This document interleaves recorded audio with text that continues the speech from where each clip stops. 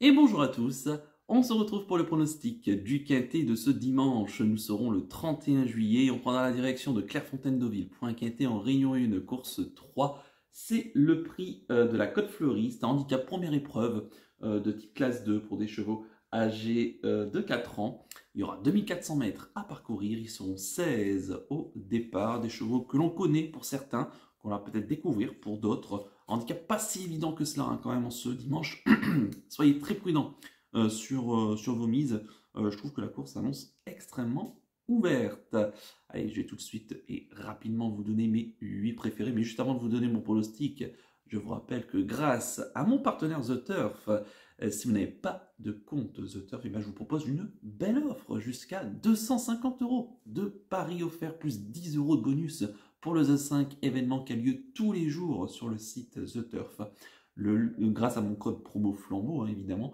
Surtout, il ne faut pas l'oublier, ce code promo Flambeau. Le lien d'inscription est disponible dans la description de la vidéo. Et si vous avez la moindre question, surtout n'hésitez pas à me contacter par message pour que je vous donne un peu plus de détails. Voilà, allez, je vous donne tout de suite mon pronostic. J'ai retenu en tête le 7. Il s'agit d'Outamaro, pensionnaire de Carmen Boxa. Il la monte de Michael Forest. Il a tiré le 7 derrière les stades de départ. C'est un choix qui est en forme. Il reste sur plusieurs accessites d'honneur, notamment 2-1 à Chantilly le 5 juin dans le grand handicap de Chantilly, remporté par Santazo devant Olympie. Harin Go With The Win, donc un lot quand même de très bonne facture. Et il vient de se classer deuxième récemment sur les problèmes de Compiègne, face là encore à des chevaux d'âge, battu par Goya Senora. Et il devançait des chevaux comme Paper Trophy qu'il retrouve ici, Legend, ou encore Berkane et Max Lafripouille. Donc des chevaux bien huppés dans les gros handicaps. Il n'affronte ici que ses contemporains de 4 ans. Il est bien placé en 35 000 valeurs. Comme on dit dans le jargon, il tourne autour du pot dans ce handicap. Et c'est vrai qu'avant coup, ça semble être un solide point d'appui. En deuxième position, j'ai mis le 16, Cœur d'Avier. Pensionnaire de Norbert Landers, la monte d'Augustin Madamé a tiré le 5 derrière les stades de départ. C'est une jument qui est estimé par Norbert Landers, qui vient de très bien courir. Récemment, dans un quintet, c'était sur les programmes de Nantes. Elle était un petit peu chez elle, on va dire. Elle se classait bonne deuxième. Auparavant, 7e à Saint-Cloud, tout tendu en finissant bien son parcours. Elle est mieux sur 2400 mètres. Ici, elle n'affronte que ses contemporaines de 4 ans. À noter que sur 2400 mètres, donc elle n'a aucune fausse note pratiquement. Elle est bien placée en bas de tableau, sous un petit poids, en 33 de valeur. Attention à elle, avec un bon parcours, elle est tout à fait capable de mettre tout le monde d'accord. En troisième position, j'ai mis l'As, Pont Mirabeau, après le bottom weight, le top weight, le pensionnaire de Didier Guillemin, la monte de Christian Desmoureaux. Il a tiré le 8 derrière les stades de départ. C'est un cheval qui va revenir dans les gros handicaps.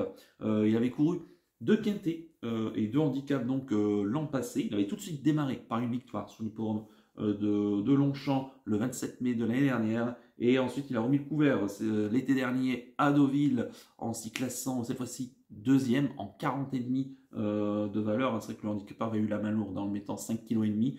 Il vient de faire sa rentrée récemment à Bordeaux dans une course à conditions où il s'est littéralement baladé.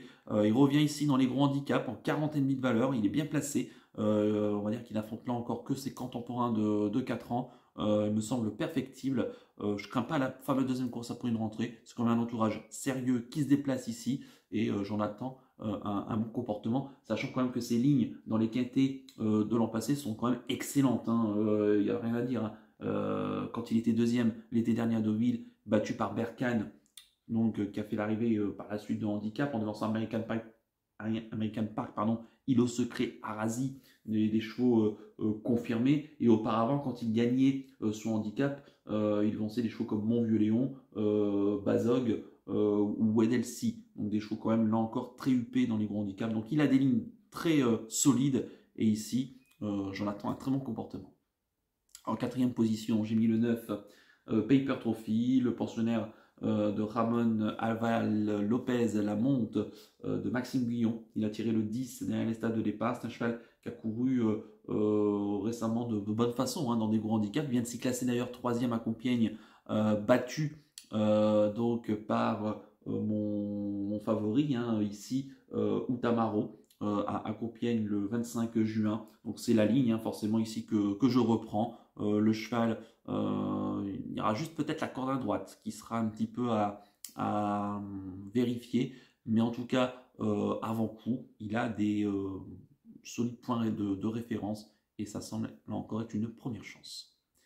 En cinquième position, j'ai mis le 12. Il s'agit de Queen Lady, pensionnaire de Carlos Elian Lerner, à l'amende de Ronan Thomas.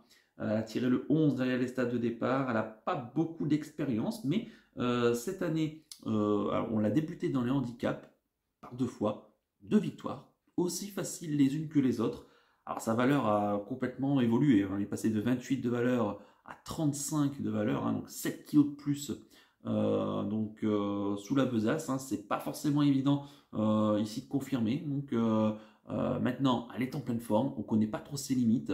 Elle me semble perfectible. On la rallonge ici, hein, faut quand même le noter, c'est un peu le point d'interrogation. Elle n'a jamais été vue au-delà de 2000 mètres, donc là il y a 400 mètres de plus. Est-ce qu'elle va pouvoir les tenir? C'est vrai que c'est un peu habile, hein, ce que fait son entourage, puisque les courses sur 2400 mètres se courent un petit peu plus modérément qu'une course de 2000 mètres où on est un peu plus offensif. Donc ce qui peut ici en fait compenser la pénalisation au poids. En tout cas, c'est ce que pense son entourage. On va voir si ça va porter ses fruits, mais en tout cas, avant coup, c'est une chance au moins pour les places. En sixième position, j'ai mis le 8. Il s'agit d'Aer Turas, pensionnaire de Guillaume Courbeau, la monte de Clément Lecoeuvre. Il a tiré le 9 derrière les stades de départ. D'ailleurs, c'est une jument. Elle reste elle aussi sur 2 victoires dans le handicap. Pareil, aussi facile les unes que les autres. Sa valeur est passée de 28,5 à 35,5 de valeur. Donc pareil, 7 kg de plus. Est-ce qu'elle va pouvoir les surmonter? C'est le même profil, tout simplement que Queen Lady. On ne connaît pas trop ses limites. Elle est en pleine forme. Par rapport à Queen Lady, elle aura pour elle aussi son expérience. Elle aura plus d'expérience en tout cas que Queen Lady. Mais avant coup, c'est 2 chances tout à fait équivalentes et elles ont exactement le même profil. À savoir, est-ce qu'elle va pouvoir compenser cette pénalisation? Par contre, elle, donc elle est confirmée sur 2400 mètres et elle a même gagné sur le parcours qui nous intéresse. Donc elle a quand même des atouts. En septième position, j'ai mis le 15, Full Flow, pensionnaire d'Éric Libaud, la vente de Michael Berthaud. Elle a tiré l'as dès le stade de départ. C'est une jument qui court en progrès, hein, cette année. Un échec pour sa rentrée à Chantilly, puis ensuite quatrième à Longchamp dans un handicap sur cette distance de 2004, en se classant donc bonne quatrième. Elle a répété ensuite dans un quintet en se classant troisième, hein, au début du mois de juin, battu par Sam Combermer en devançant Paper Trophy, donc elle le retrouve ici. Récemment, deuxième d'une classe 3 sur les programmes de Saint-Cloud. C'était au tout début du mois de juillet. Elle me semble être bien placée également en bas de tableau dans son handicap. Bon numéro derrière les stalles, confirmé sur la distance. Là encore, hein, c'est une chance au moins pour les places. Et enfin, en 8e position, j'ai mis le 10. Il s'agit de Trabuco, pensionnaire d'Etienne et Grégoire Landes, l'amant de Théo Bachelot.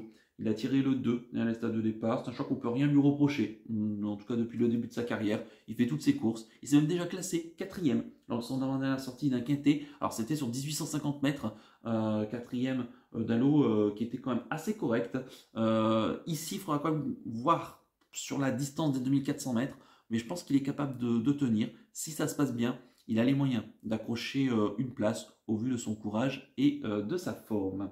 Quant à mon regret, ça sera le 4.